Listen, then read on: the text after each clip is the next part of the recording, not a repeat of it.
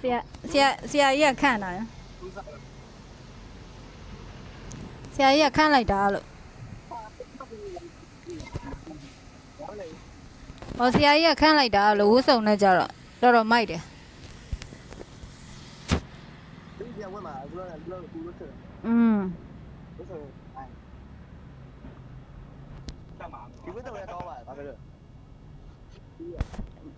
อืมကောင်းပါတယ်ဗျာပဲဝတ်ဒါပေမဲ့ဆွမ်းနဲ့ဝှစုံနဲ့ကြတော့တော်မိုက်တယ်လေတနက်ကန်လိုက်ပြီးသွားပြီ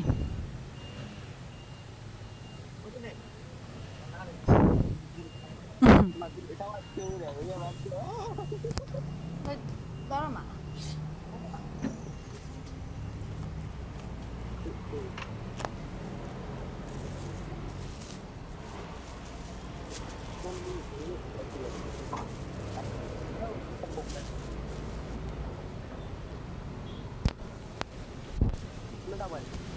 စားပြီးပါသူများလာကြွေ